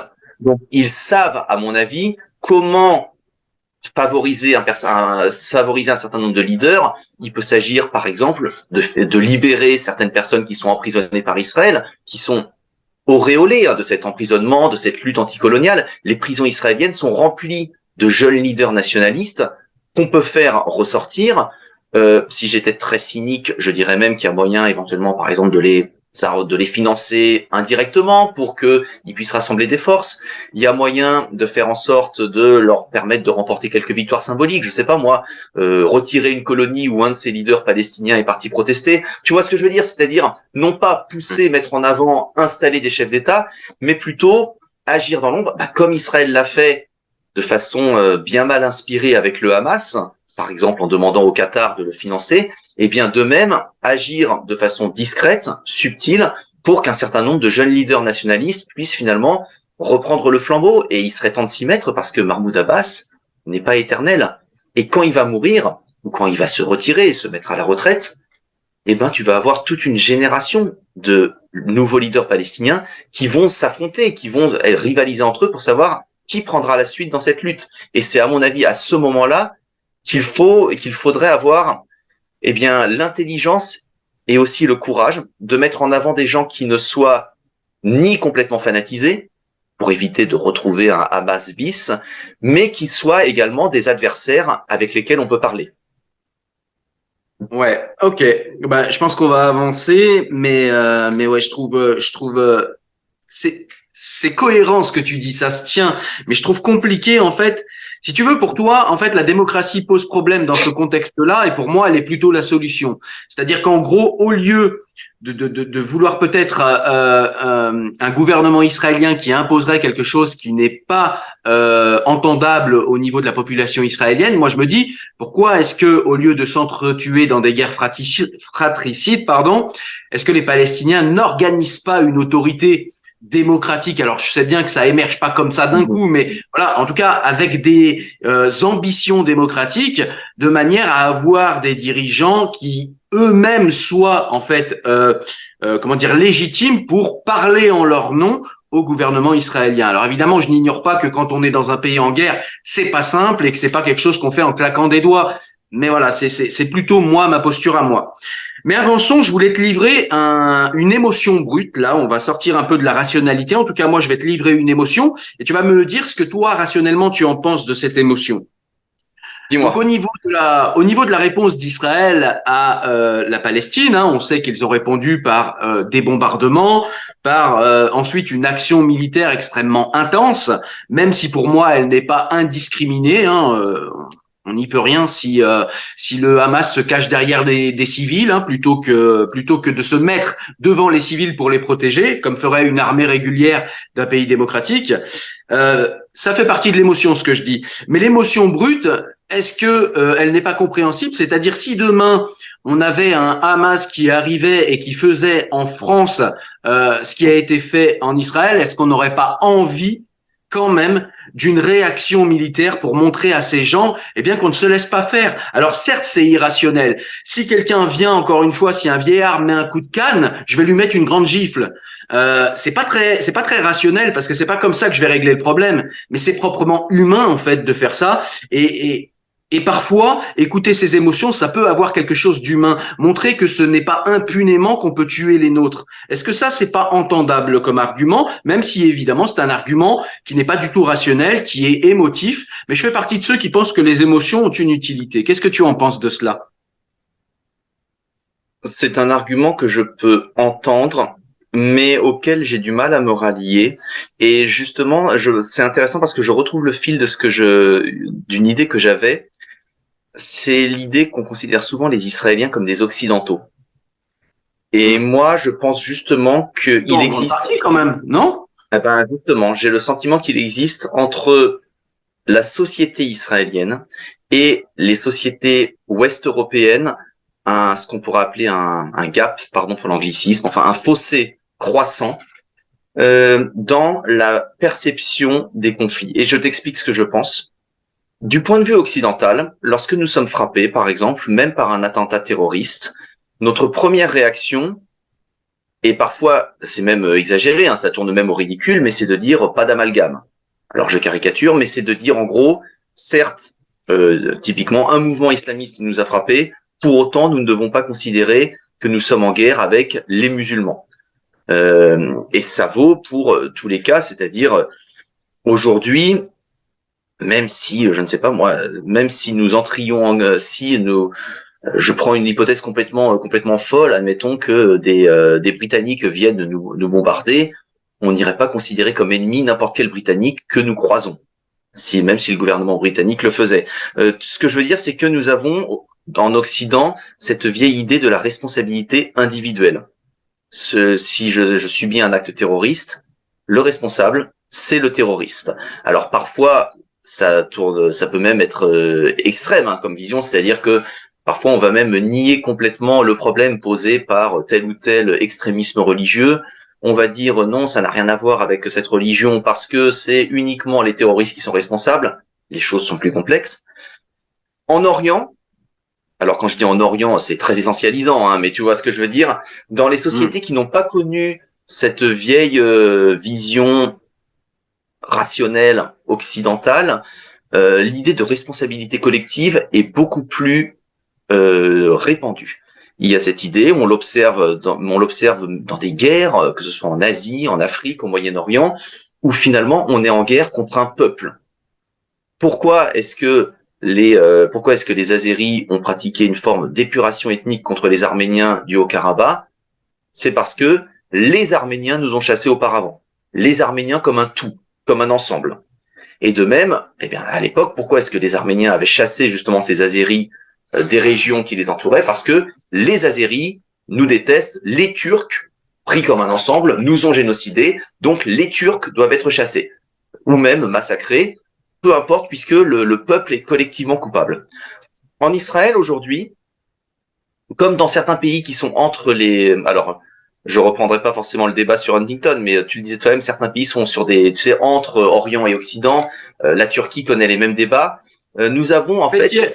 Je vais t'y amener sur Huntington en fin de débat. D'accord, nous en discuterons, mais nous avons en tout cas un certain nombre de... Nous avons un désaccord, une fracture dans la société entre une élite qui reste européenne, occidentale, qui croit donc à la responsabilité individuelle, et une masse de plus en plus importante de gens beaucoup plus irrationnels et pour qui la responsabilité est collective.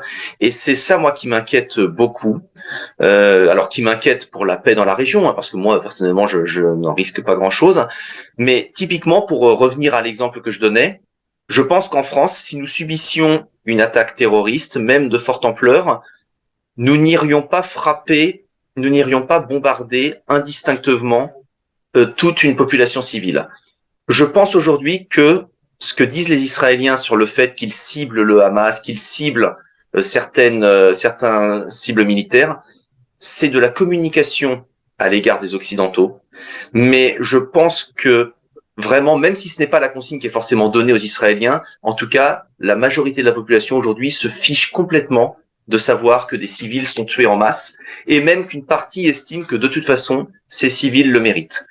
Et ça, je parlais avec un journaliste marocain l'autre jour, qui était d'ailleurs plutôt pro-israélien, installé en Turquie, et qui me disait, en rigolant, il me disait, en fait, vous allez découvrir que les Israéliens, ce sont des orientaux comme nous. Et alors, sans reprendre le cliché essentialiste, je pense aujourd'hui qu'il y a cette vision qui se développe dans la société israélienne, où finalement, on frappe indistinctement parce que c'est les Palestiniens comme entités qui sont victimes. Et bien sûr, de l'autre côté, ça amène de plus en plus d'attentats, puisque les Israéliens, dans leur ensemble, sont considérés comme comptables des actions de Netanyahou. C'est ça, en fait, qui m'inquiète beaucoup. C'est cette logique où on va finir par créer une vision binaire où il y a un peuple coupable et un peuple victime. Alors, selon que l'on soit occidental, arabe, brésilien, africain, on va voir la coupable ou le victime dans un camp ou dans l'autre.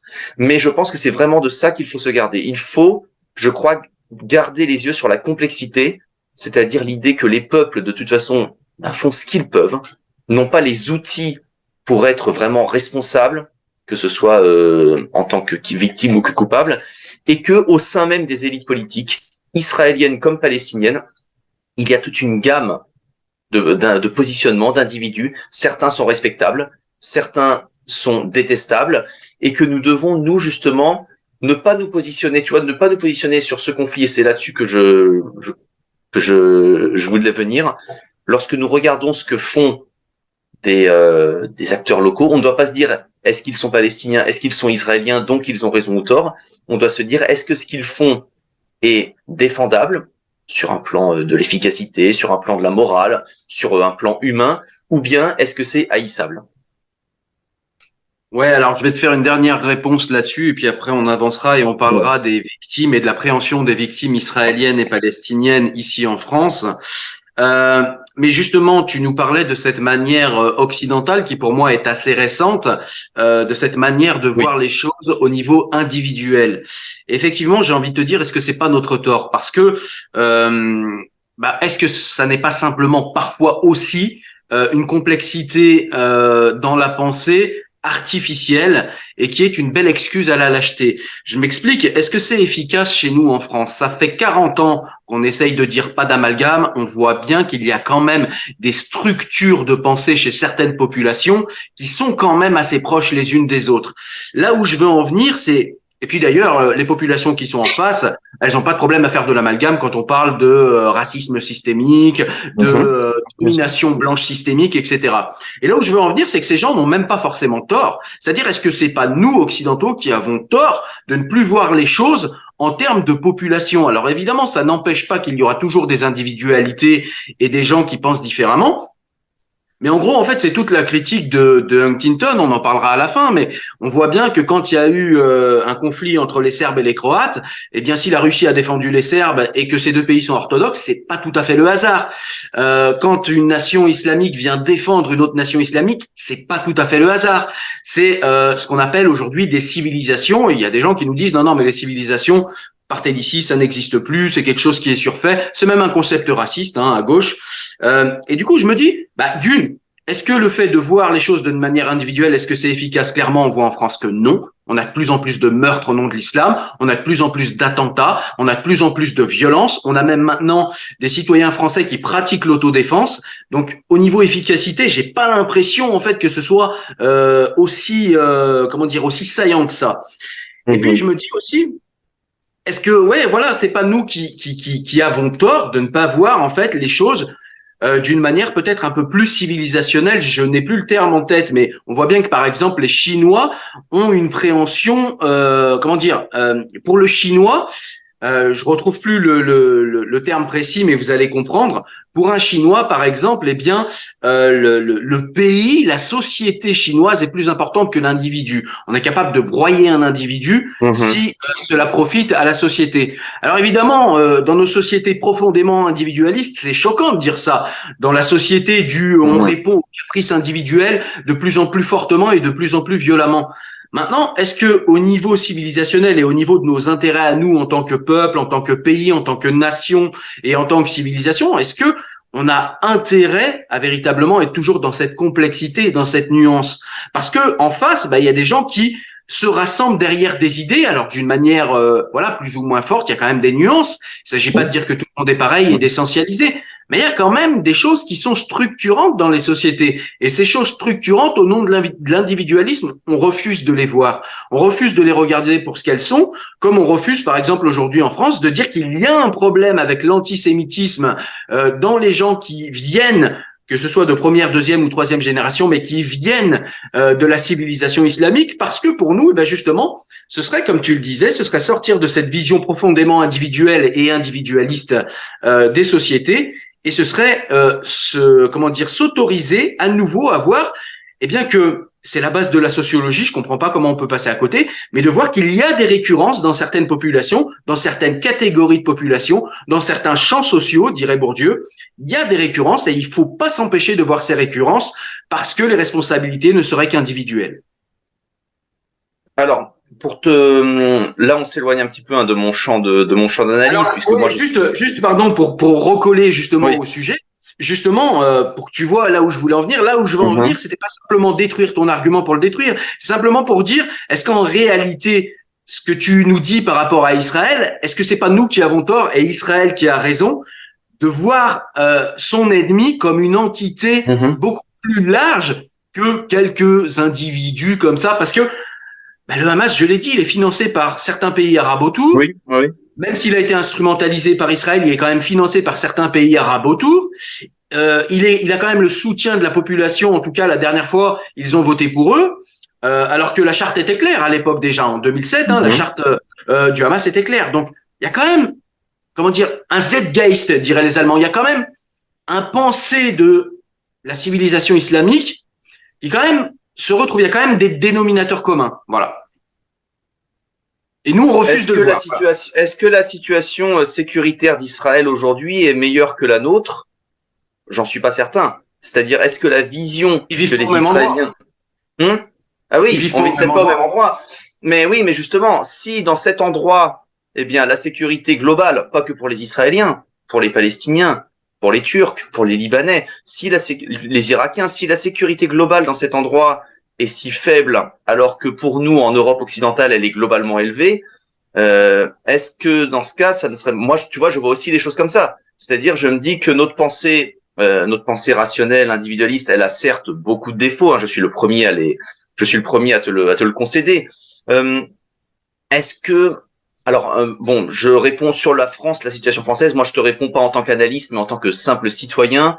Moi, l'impression que j'ai, c'est plutôt que le souci vient justement de l'importation en France de cette vision globalisante qui, en France, s'importe par un phénomène, c'est le communautarisme. Moi, je pense que c'est le communautarisme qui, justement, va contredire la vision d'un citoyen éclairé, d'un individu autonome. Et je pense, moi, que c'est plutôt ce communautarisme qui va porter la montée, en fait, au sein de communautés, de groupes ethno-religieux, la haine les uns envers les autres. Aurélien, si je peux te placer une parenthèse, le communautarisme, c'est quelque chose qui s'inscrit dans un État-nation. Là, on est sur des solidarités supranationales. C'est plus du communautarisme, c'est une civilisation. Ouais. Je pense que le communautarisme est presque toujours lié avec des civilisations étrangères. Le communautarisme, c'est ce qui se passe souvent lorsque justement typiquement aux États-Unis, lorsque des gens venus de civilisations étrangères, au début d'Europe, puis du Japon, d'Allemagne, d'Irlande, etc., s'installent ensemble sur un territoire sans adopter. Aux États-Unis, évidemment, ils n'allaient pas adopter la culture des Amérindiens, mais tu vois ce que je veux dire? Je pense que c'est ce qui se passe, et c'est pareil, par exemple, au Royaume-Uni. Les Indiens, les Pakistanais se sentent solidaires de nations, de civilisations étrangères, et bien sûr, ça revient donc à importer non seulement les conflits étrangers, mais en plus, souvent d'une façon très vulgaire et caricaturale, puisqu'on n'est même pas lié vraiment à la culture et au pays dont on parle. Il y avait, est-ce que c'était un député européen, je crois Paul-Marie Couteau, qui parlait d'ailleurs, qui disait, on parle souvent de choc des cultures, mais lui, il disait, le communautarisme amène le choc des incultures, c'est-à-dire des gens qui se croient, en fait, qui se croient porteurs de la civilisation islamique, ou qui se croient défenseurs de tel ou tel État étranger, qui se croient soldats israéliens, mais qui en réalité n'ont aucun lien avec la terre ou le pays qu'ils prétendent défendre, autre qu'un lointain héritage. Bon, ça c'est mon point de vue citoyen. Et est-ce qu'on a tort ou raison? Je te dirais que dans le fond, pour moi, la question, je ne me la pose même pas, c'est-à-dire, est-ce que je préférerais vivre comme on vit en Chine ou au Japon, ou est-ce que je préfère vivre comme nous vivons en France ou au Royaume-Uni, avec tous les défauts de nos sociétés? Je préfère penser comme je pense actuellement et je n'arriverai pas de toute façon à le faire autrement. Maintenant, est-ce que la vision globalisante qu'on a justement au Moyen-Orient a été plus efficace? Elle aurait pu l'être s'il y avait un État hégémonique qui pouvait écraser les autres et finalement, tu vois, imposer sa propre vision. Mais en fait, c'est ça le problème qui se pose et c'est là justement qui est le souci, même en termes d'efficacité stratégique. Ni les Arabes, ni les Israéliens, ni les Turcs, ni les Iraniens ne peuvent imposer leur vision au reste. Et donc, en termes de sécurité, même s'ils peuvent avoir l'illusion qu'ils se protègent, en réalité, ils sont condamnés à rester dans un état de conflit permanent. Et donc, voilà, tu vois, je pense que en termes d'efficacité, la vision globalisante qu'on observe dans ces régions n'a pas non plus été démontrée. D'accord. Eh bien, écoute, on se mettra pas d'accord, mais on a bien avancé, c'était très intéressant. Du coup, on va avancer, puis on va parler de la préhension des victimes en France. On a beaucoup de gens. Alors, parlons déjà de ceux qui n'ont rien dit le 7 octobre et qui, aujourd'hui, font les seuls pleureurs sur des solidarités communautaristes selon tes termes, civilisationnelles selon les miens, même si on a compris que c'était à peu près la même chose pour toi. On a quand même des gens qui ont des indignations à géométrie variable. Et dans l'autre sens, mais je les ai moins vus. Alors peut-être toi les as-tu vus, mais je les ai moins vus. On a des gens qui eh bien, comment dire, se sont sentis solidaires d'Israël le 7 octobre, mais pas solidaires des Palestiniens aujourd'hui, des civils, j'entends, dans les deux cas. Hein. On a discuté ensemble et toi, tu me disais que un civil qui meurt, c'est un civil qui meurt et c'est toujours une mauvaise chose. Et on doit avoir une indignation indifférenciée, si j'ai bien compris ta position, entre les deux cas. Et c'est vrai que si moi, ma position qui était plus la mienne et dont je peux mieux parler, c'est que pour moi, évidemment, chaque fois qu'un innocent meurt, je suis triste. Chaque fois. De la même manière, quelle que soit sa couleur de peau ou même la couleur de ses idées, même si elles sont frontalement différentes des miennes, quand une vie est enlevée alors que la personne n'était pas menaçante, je trouve ça extrêmement dramatique. Mais vraiment, je surjoue pas, c'est véritablement ce que je pense. Bien sûr, bien sûr. Maintenant, dans la manière dont les gens meurent, il y a quand même pour moi une différence. C'est-à-dire qu'on a tous, je vais prendre un exemple vraiment caricatural, mais c'est pour débuter en fait le début de ma réflexion. On a tous connu dans la cour de récré quand on était gamin ce petit con là comme ça qui vient et qui vous emmerde, puis un jour il vous emmerde tellement que vous lui mettez un grand coup de poing. Et il a fini de vous emmerder, ça y est, c'est terminé. Mais il va aller pleurer à la maîtresse et puis finalement c'est vous qui allez être puni. Je veux dire, dans les deux cas, il y a eu de la violence qui a été utilisée, mais dans un cas c'est juste, dans un autre cas ça l'est pas. Je veux dire, Israël, quand elle tue des civils palestiniens, elle ne le fait pas parce que ce sont des civils palestiniens. Quand le Hamas est quand même venu en Israël pour tuer du juif, pour tuer du civil, ils n'ont pas attaqué ou très peu de bases militaires ou ou l'armée israélienne. Ils ont attaqué des civils jusqu'à même une rave. Ils ont quand même fait de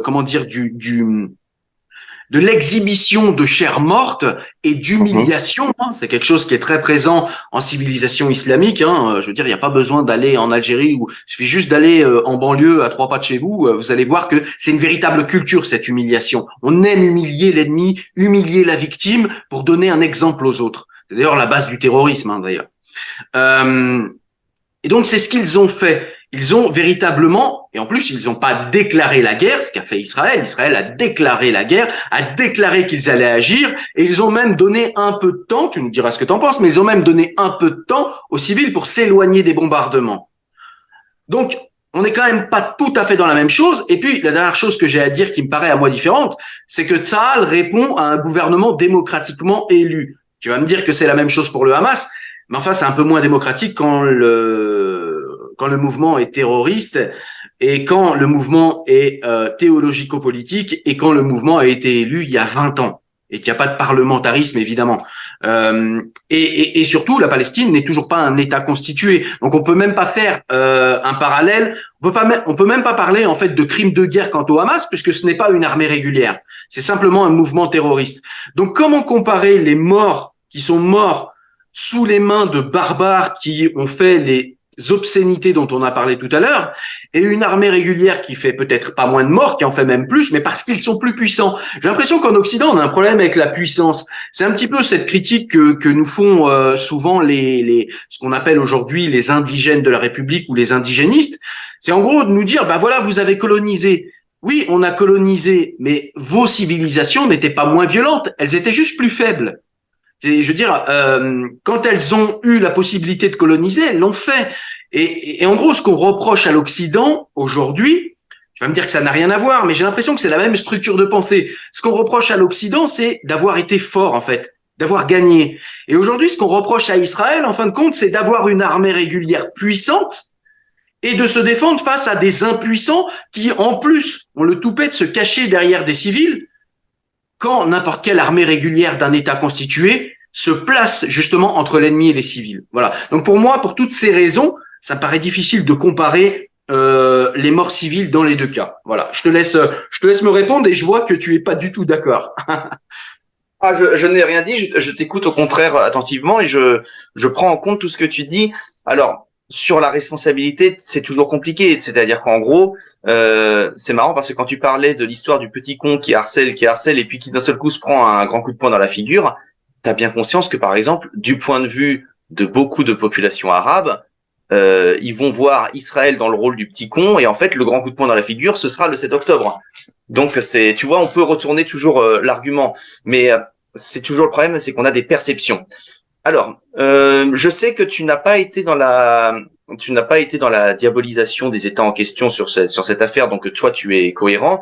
Je pense qu'un point qui énerve beaucoup déjà en France dans les réactions, c'est une forme de deux poids deux mesures, c'est-à-dire qu'en gros, quand la Russie bombarde l'Ukraine en disant c'est des objectifs militaires et tue des civils, eh bien, il y a une condamnation qui est unanime en France.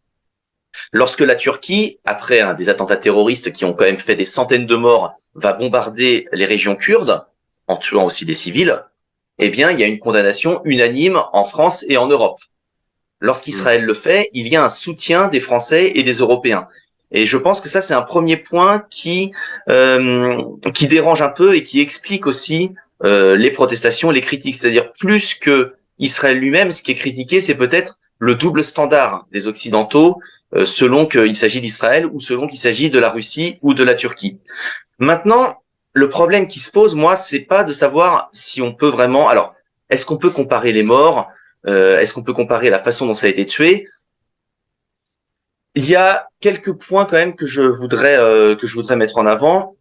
Premier point, on a les bilans qui sortent petit à petit, qui sont donnés par l'armée israélienne, par les renseignements israéliens, qui par exemple semblent indiquer, toujours à prendre avec précaution, que près de la moitié au moins des victimes de l'attaque du Hamas étaient des militaires, et que par ailleurs les gens du Hamas ne savaient même pas qu'on avait une rave party à côté.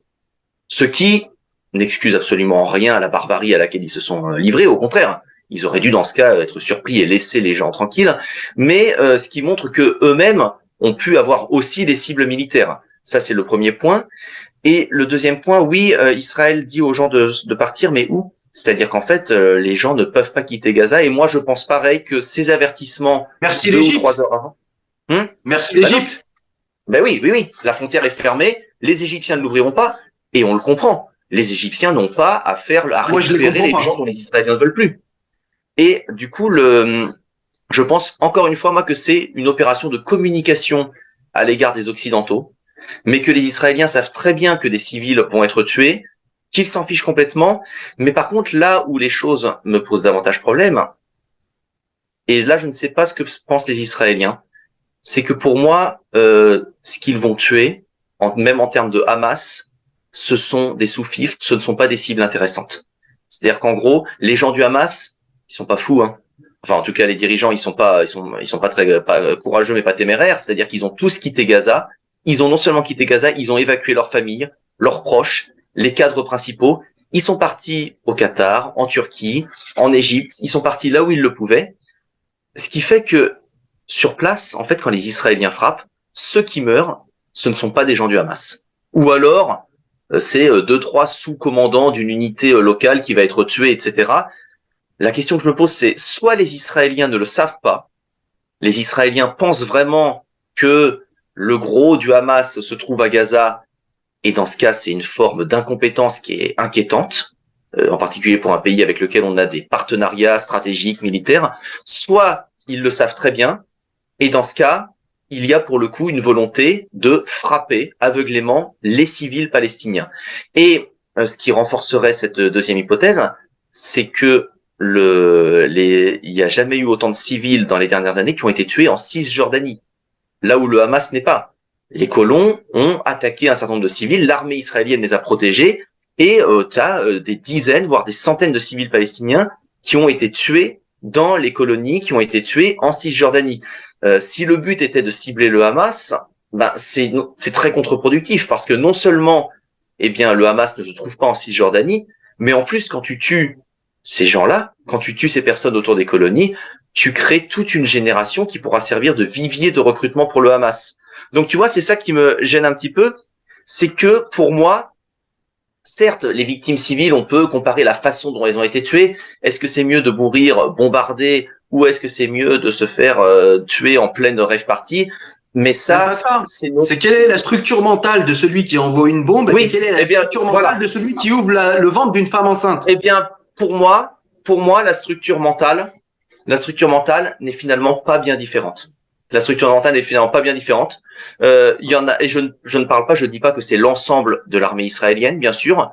De même que au sein du Hamas, tu as aussi une aile qui va pas forcément être aussi haineuse et fanatique. Par exemple, dans tous ceux qui s'occupent des affaires politiques. Mais je pense que parmi les hommes que tu envoies sur le terrain, parmi ceux qui font ce qu'on dit trivialement le sale boulot, tu vas avoir une mentalité qui n'est pas bien différente, qui est une mentalité de déshumanisation. Alors, avec peut-être plus de fanatisme, en tout cas le fanatisme religieux notamment du côté du Hamas, mais globalement, pour moi, il y a dans les deux côtés une volonté en fait de tuer du civil parce que le civil est considéré comme responsable, responsable et une cible facile à avoir. D'accord. Alors, ouais, je suis étonné par deux, trois trucs. Alors, déjà, juste pour le fait de nous dire que effectivement, il y a peut-être une manière géométriquement variable de s'indigner pour les morts des civils. Tu as parlé de différents conflits et tu as expliqué que moi, je n'avais pas fait ce genre de choses, ce genre de travers. Évidemment. Et c'est pour ça que j'ai pris le temps tout à l'heure d'expliquer ma vision de l'État d'une Bien sûr, bien sûr. C'est parce qu'en fait, moi, je considère les puissances en présence. La Oui, oui, puissance non, est mais un sujet tu es pour moi. cohérent là, tu es cohérent là-dessus, évidemment. Vous ne pouvez pas tenir, mais du coup, c'est important parce que dans ma vision du conflit israélo-palestinien, le plus fort doit l'emporter. Peu importe. Le plus fort doit l'emporter. C'est les lois de la nature. Alors, je sais qu'aujourd'hui, la nature, c'est sale, c'est moche, c'est le diable, c'est les nazis. Pour moi, c'est les lois de la nature. Bon, Mais ça, est-ce c'était qu'il juste existe un un petit. plus fort, hein? Est-ce qu'il Pardon? existe un plus fort capable de l'emporter? Tu vois, c'est la question. C'est finalement, est-ce qu'il y a vraiment quelqu'un qui est assez fort pour l'emporter sur l'autre? Ou bien est-ce que c'est pour ça qu'on parle, tu sais, de conflit asymétrique, c'est-à-dire qu'en fait, chacun a sa façon d'être fort et avec cette façon, je me demande si l'un des deux peut l'emporter sur l'autre et j'en suis pas certain. Moi, je crois que certains religieux utilisent des concepts nietzschéens, c'est-à-dire que quand ils sont en position de faiblesse, ils utilisent la morale pour se redonner un petit peu de force. Mais bon, c'est ma vision des choses. Tu nous parlais de frapper les civils et tu nous disais que la structure mentale de quelqu'un qui envoie une bombe ou de quelqu'un qui envoie du mortier, c'est la même chose que d'ouvrir le ventre d'une femme enceinte après l'avoir violée et en Je dis buvant pas un que c'est la coca même entre chose. les Je dis deux. qu'à mon avis, la structure mentale de la personne, de certaines personnes qui agissent n'est pas très différente. Oui, c'est ce que je dis, mais pour moi, c'est absolument pas comparable. Comment tu peux comparer quelqu'un qui, je le répète encore une fois, même en prenant quelque chose de plus direct, c'est-à-dire prendre quelqu'un qui a une arme, un colt dans la main, qui considère celui d'en face comme un ennemi et lui tirer dans la tête, considérer que c'est la même chose que quelqu'un qui viole une femme, lui ouvre le ventre, enlève le bébé, le met au four et ensuite tue son mari en buvant un coca. Pour moi, c'est comme si tu comparais, en fait, pour moi, c'est comme si tu comparais Ben Laden, Al-Qaïda, le Hamas au poilu de la Première Guerre mondiale. C'est pas du tout la même chose. Pour moi, c'est impossible de comparer les deux structures mentales. Dans les deux cas, ils vont tuer des civils. Dans les deux cas, ils ont besoin de déshumaniser un petit peu l'ennemi parce que sinon, ils peuvent pas le tuer, clairement. L'empathie humaine l'empêche. Mais on n'est pas dans le même point de barbarie, on n'est pas dans la même haine de l'ennemi, on Alors, n'est pas dans la même envie pour d'humilier. préciser, ouais, peut-être je vais préciser là-dessus.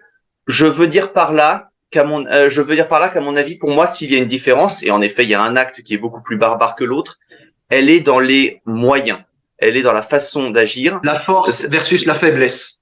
Exactement. C'est-à-dire en J'allais y gros, venir.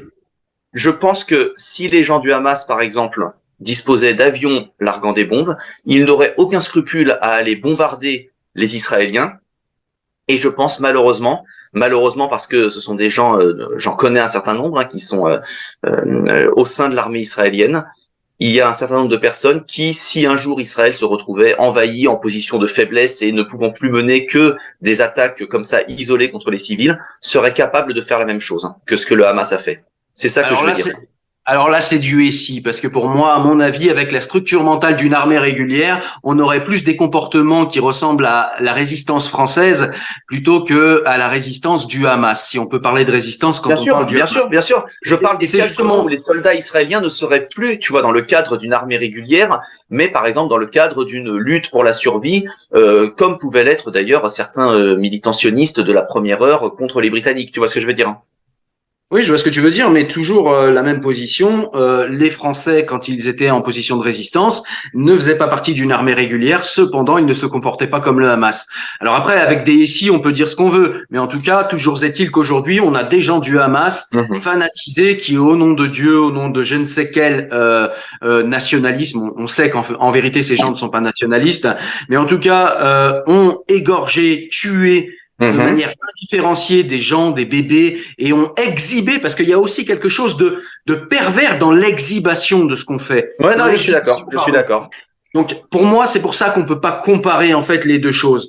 Même si tu en parlais tout à l'heure, ce qui s'est passé avec Hiroshima, je veux dire, le nombre de morts, on peut même pas imaginer en fait ce que ça représente pour nous qui avons toujours vécu dans la paix. C'est Mhm. inimaginable en fait. Mais pour moi, celui qui a appuyé sur le bouton, ça reste quand même au niveau de la structure mentale pas la même chose que celui qui, de sang-froid, attrape un couteau, ouvre un ventre, prend un bébé, le met au four et boit un coca avant de tuer le mari. C'est Ah pas la bah même ça chose. c'est la question. Est-ce que quelqu'un comme Dutroux va être considéré comme un criminel bien pire que quelqu'un comme même Saddam Hussein par exemple, qui pourtant a fait bien pire que lui en termes de d'action, mais il y a la différence bien sûr entre le chef d'État qui va donner des ordres même impitoyables pour éliminer une armée et l'assassin qui va prendre plaisir à torturer ou autre chose. Ça, je te suis complètement là-dessus, évidemment. Voilà. C'est la seule chose sur laquelle voilà j'avais un désaccord, c'est que pour moi on peut pas comparer ces gens. Dans un cas on parle de barbares qui sont sortis de l'humanité, dans l'autre cas on peut parler évidemment d'exaction, on peut parler évidemment d'exagération. Mais voilà, pour moi on en vient toujours à cette histoire du fort contre le faible. C'est-à-dire qu'en gros on va dire ouais mais effectivement regardez ce qu'a fait le Hamas, c'est barbare. Enfin combien Israël a tué de gens? Ah oui, Israël elle a un problème en fait, Israël. Il a un problème cet État, c'est qu'il est plus fort. Il est plus fort que son ennemi. On a un problème avec ça en Occident. En fait, le fort est coupable d'être fort. En fait, même nous-mêmes, hein, on est la civilisation Mhm. qui, ces derniers siècles, a été la civilisation qui a dominé le monde, et on en a honte en fait. C'est devenu une honte d'être fort en fait. Alors oui, quand on est Alors, fort, on fait des conneries, et quand on frappe fortement, eh ben les conneries, elles font beaucoup de mal. Mais elles font beaucoup de mal pas parce qu'on est moralement inférieur, simplement parce qu'on est physiquement plus fort. C'est pas du tout la mais je même chose. dirais que c'est aussi pour ça que le fort, et peut-être que c'est ce que notre expérience aurait pu nous apprendre, ce que les Russes, les Américains auraient dû tirer de l'expérience, que les Chinois, paradoxalement, ont peut-être plus tiré, alors pas chez eux, parce c'est assez barbare ce qu'ils font aussi dans l'Ouest, mais dans leur guerre à l'étranger. De façon générale, le fort, à mon avis, a plus de responsabilité que le faible. Parce Ouais, tu que, reprends les propos de tu vois ce que je veux Spider-Man dire? Ben, je par reprends ton Chiapas. idée du gamin. Non, mais je reprends ton idée. Par exemple, j'ai un gamin. Voilà, moi aujourd'hui, je suis dans la pleine force comme toi. Nous sommes dans la pleine force de nos moyens. Nous sommes, je pense, assez solides. Nous sommes assez. Voilà, s'il y a un gamin qui arrive, qui débarque et qui tu vois, un petit gosse de 6 ans, très hargneux, qui commence à te foutre des coups de poing, etc. Euh, il serait légitime qu'on lui donne une grosse pêche dans la figure, justement. Sauf que nous avons la responsabilité de nous dire bon bah c'est un gamin, je lui fais ça, je vais le mettre à terre je vais l'envoyer à l'hosto. Donc je dois être plus mesuré, tu vois. Ouais, je comprends. Cet argument, je l'entends et j'y souscris d'ailleurs. Effectivement. Le second point que je voulais lever, c'est eh bien le fait que effectivement l'Égypte n'ouvre pas ses frontières.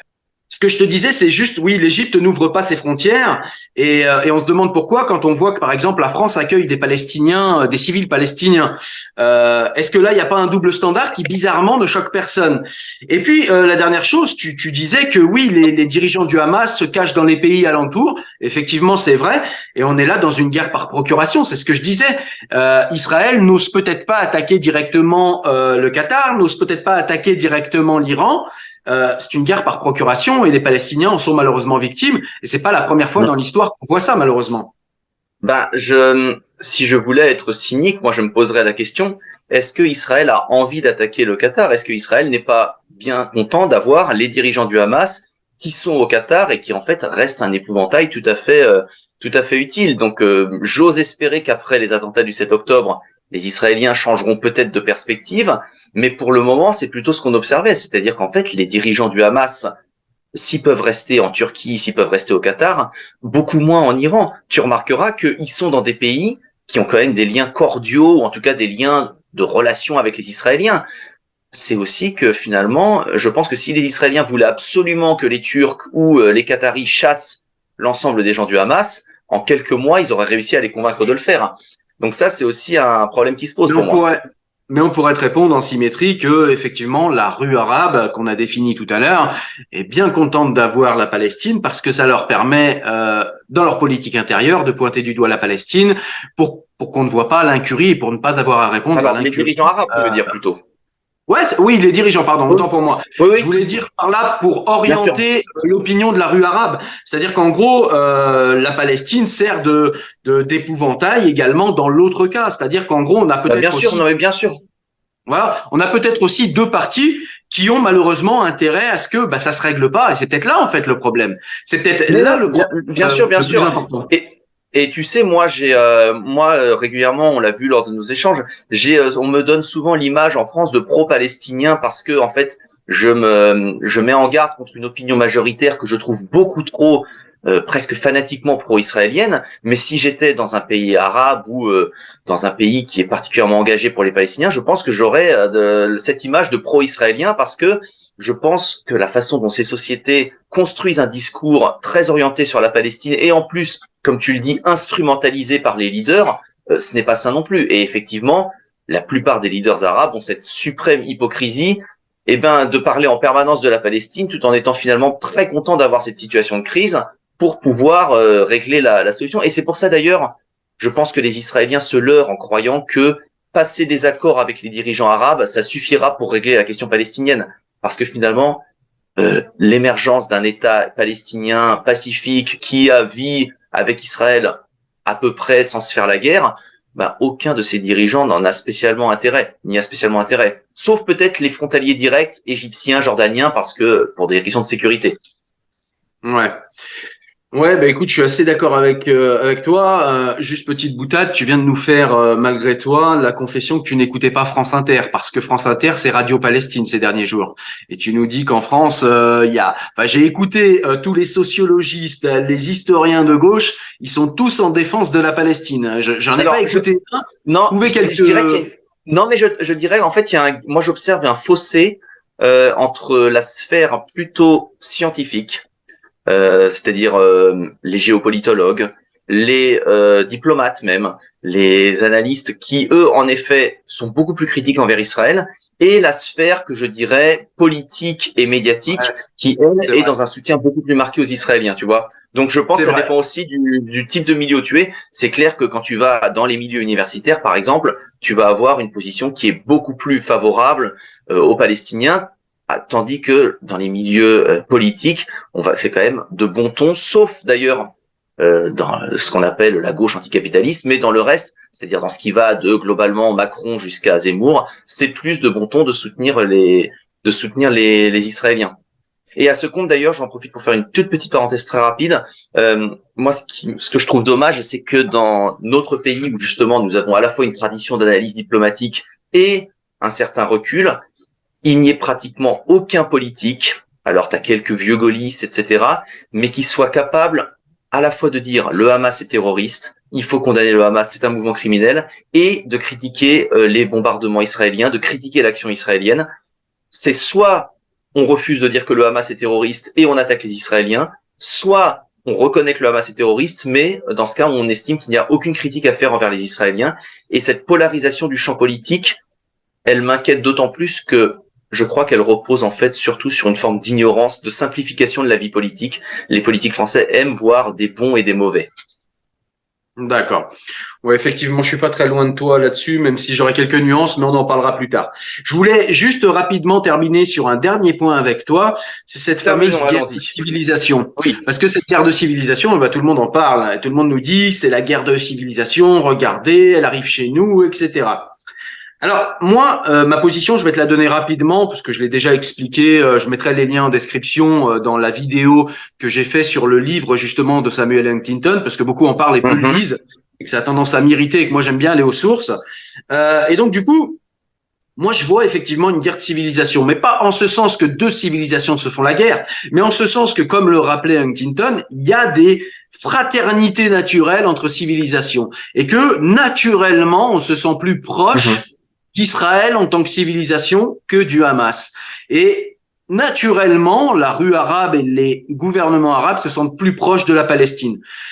On peut nuancer, on peut complexifier, mais comment ignorer ce fait qui somme toute, crève les yeux? Alors, ben c'est bien parce qu'en plus, ça me permet justement de préciser un peu ma position. Je ne suis pas dans l'anti-Huntingtonisme primaire, on va dire. Je le précise. Moi, voilà, je suis en désaccord avec la thèse. Alors, non pas forcément avec la thèse d'Huntington lui-même, mais avec les conclusions que certains en ont tirées, c'est-à-dire beaucoup en ont tiré la conclusion, c'est typiquement la position de Zemmour, par exemple, que aujourd'hui le choc des civilisations allait structurer la géopolitique mondiale. Moi, je suis en désaccord là-dessus. Et Huntington, si on le lit bien, dans le fond, il dit pas forcément que c'est ce qui va se passer. Lui, il est limite dans l'idée qu'il faut éviter cela, qu'il faut faire attention à ne pas plonger là-dedans. Le désaccord que j'ai avec Huntington, c'est plutôt sur la façon dont il découpe les civilisations. Je pense en particulier qu'il accorde un poids beaucoup trop important aux religieux. Je pense qu'il fait des catégorisations qui sont parfois qui ne sont plus valables, mais voilà, on va dire que c'est plus sur le détail. Moi, je ne réfute pas l'idée qu'il y ait un risque d'affrontement des civilisations, d'affrontement civilisationnel.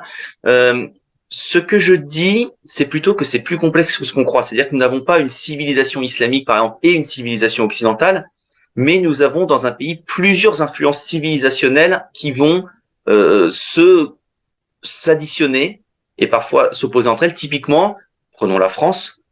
Pour moi, la France n'est pas seulement un pays de civilisation occidentale, ce sera aussi un pays de civilisation méditerranéenne, ce sera un pays de civilisation plus latine. Tu vois, tous ces éléments vont aller ensemble. Et en fait, chaque pays que tu prends va avoir cette complexité civilisationnelle.